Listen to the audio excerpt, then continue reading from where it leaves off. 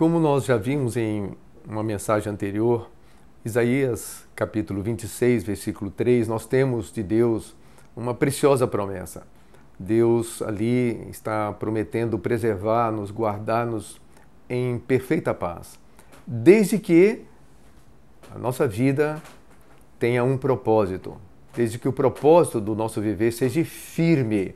Ele diz, tu conservarás em perfeita paz aquele cujo propósito é firme, porque confia em ti. Então, numa base de confiança, nós nos ajustamos, nos submetemos ao propósito de Deus para que esse propósito se torne firme. E Deus, então, nos promete preservar na sua perfeita paz. E nessa mensagem eu quero ver com vocês um outro texto muito rico, muito importante, que também tem uma promessa de Deus para nós. E está em Romanos, no capítulo 8, o versículo 28, que eu vou ler. Sabemos que todas as coisas cooperam para o bem daqueles que amam a Deus, daqueles que são chamados segundo o seu propósito. Esse é um versículo muito conhecido da Bíblia, muito citado, especialmente a primeira parte desse versículo, quando diz que nós sabemos que todas as coisas cooperam para o bem daqueles que amam a Deus. E nós apreciamos muito esse versículo e colocamos normalmente um ponto final aí. E usamos esse versículo, muitas vezes, essa palavra de Deus, até para reivindicar que tudo corra bem na nossa vida. O pensamento comum que se tem é que Deus aqui está se comprometendo a nos dar, a nos propiciar uma vida em que tudo vai dar certo. Deus vai estar agindo intensamente para fazer com que todas as coisas na nossa vida deem certo, cooperem para o nosso bem. Essa é uma percepção que nós podemos ter, mas superficial, porque para entendermos o sentido da palavra, nós precisamos ler o versículo inteiro. E o versículo diz o seguinte, que realmente nós sabemos que todas as coisas cooperam para o bem daqueles que amam a Deus, mas daqueles que são chamados segundo o seu propósito. Então aqui aparece essa palavra que nós temos considerado propósito. Deus está dizendo que, de fato, quando nós estamos engajados, alinhados, unidos ao seu propósito, Ele trabalha, Ele age para que tudo corra bem, com o objetivo de quê? De que seu propósito seja alcançado, e não com o objetivo de satisfazer os nossos sonhos, as nossas vontades, os nossos desejos. O compromisso que Deus está assumindo aqui é que dentro do propósito dele, Ele vai agir em nosso favor, em nosso benefício. Para quê? Para que esse propósito seja cumprido. E nesse aspecto, nós vemos que Deus tem 3 grandes desafios no que diz respeito a nos alinhar, nos colocar dentro do seu propósito. O primeiro grande desafio de Deus é nos convencer de que uma vida sem propósito, uma vida sem estar alinhado ao seu propósito, é uma vida vazia, é uma vida que vai levar a nada, não há sentido, é viver por viver.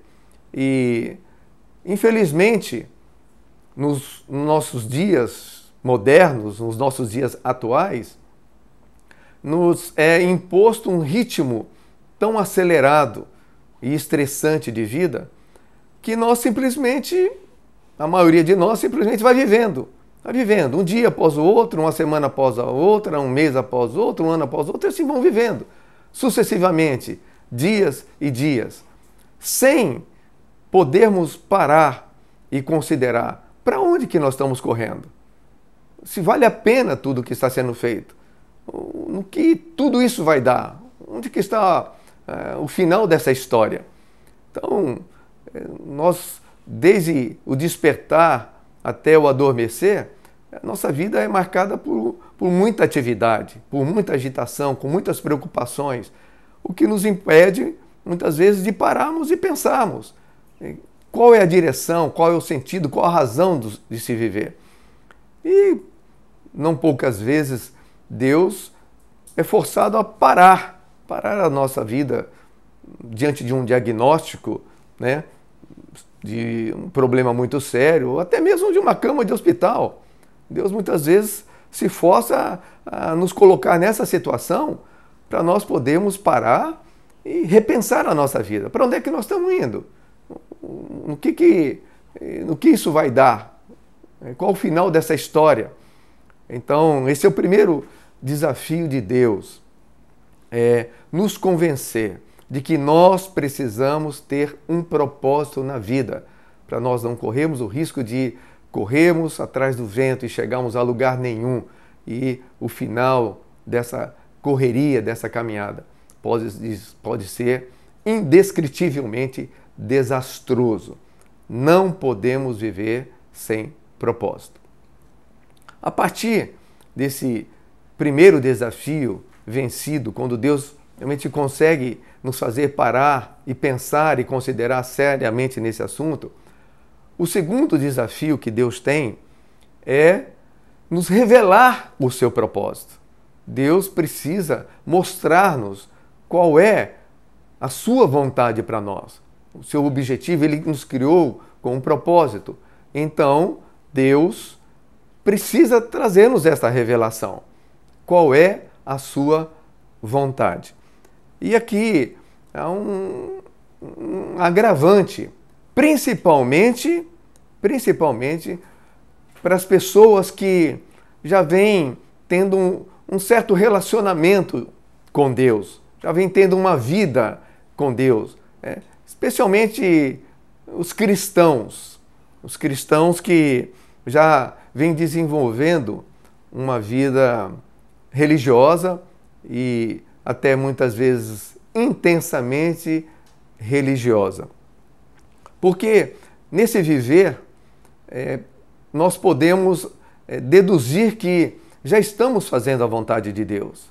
A vontade de Deus já está sendo cumprida na nossa vida. Que a nossa dedicação, nosso envolvimento, nosso trabalho nas atividades religiosas ligadas a Deus, ao nome de Deus, ligadas a Jesus, já é indício de que estamos vivendo segundo a vontade de Deus. Mas pode haver um grande engano, um sério engano. Um exemplo disso é quando Jesus, no capítulo 7 de Mateus, ele fala da situação de pessoas que viveram intensamente uma vida de serviço até prestado a Deus, ou aparentemente prestado a Deus. Então, no capítulo 7 de Mateus, Jesus diz no versículo 21 até o versículo 23: Nem toda pessoa que me diz Senhor, Senhor, entrará no reino dos céus, mas aquele que faz a vontade de meu Pai que está nos céus. Aquele que faz a vontade de meu Pai que está nos céus. Muitos, olha, um grande número, Jesus está dizendo, muitos naquele dia hão de dizer-me: Senhor, Senhor, porventura não temos nós profetizado em teu nome? E em teu nome não expelimos demônios? E em teu nome não fizemos muitos milagres? Muitos vão dizer: Senhor, olha o nosso currículo, quantas coisas nós fizemos. Coisas significantes, marcantes. Então, Jesus diz: lhes irei explicitamente, abertamente: nunca vos conheci. Vocês são estranhos para mim. Apartai-vos de mim, os que praticais a iniquidade. E a iniquidade não quer dizer necessariamente uma vida promíscua no pecado.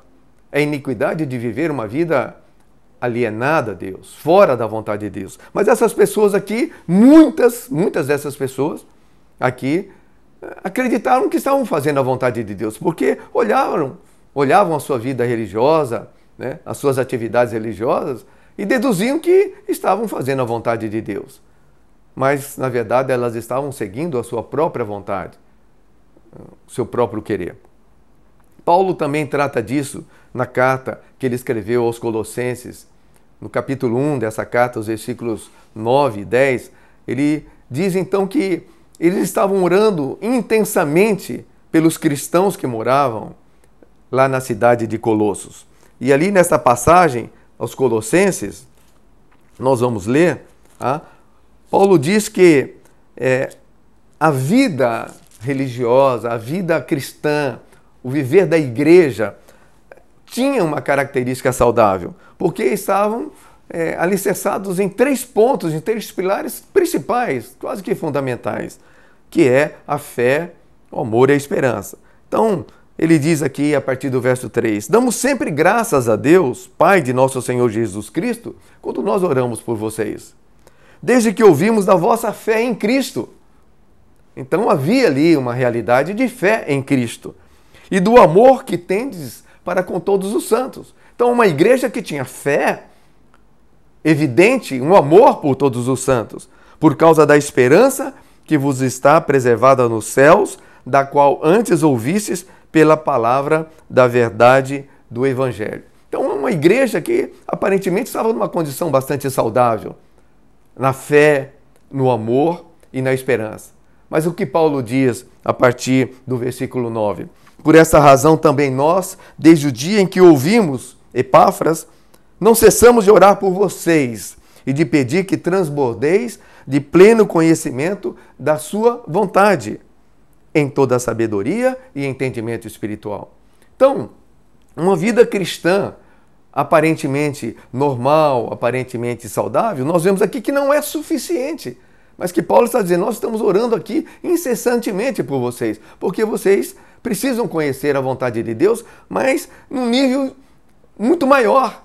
Conhecer esta vontade de maneira plena, completa, com toda a experiência e com toda a realidade.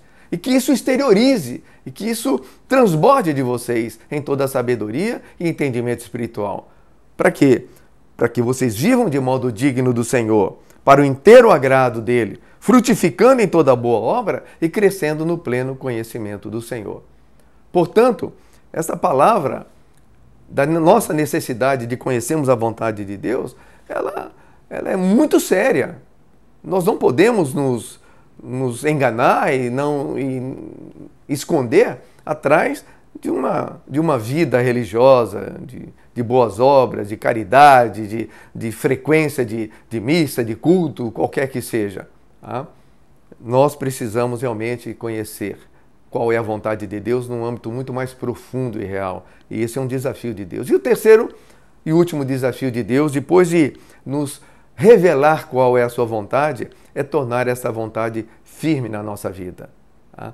Ela precisa ser algo muito constituído e presente no dia a dia da nossa vida para que ela funcione como uma âncora da nossa alma, nos dando sempre direção, sempre nos mantendo perseverantes, caminhando em direção certa, segura, conforme a vontade de Deus. São, portanto, esses 3 desafios que Deus tem para trabalhar em nós com respeito a termos uma vida com propósito e encontrarmos o sentido da vida. A minha oração é que nós todos sejamos despertados por Deus e que a nossa vida seja uma vida segura, caminhando seguro, em que Deus estará intensamente trabalhando para que tudo corra bem, para que tudo dê certo, segundo o seu propósito.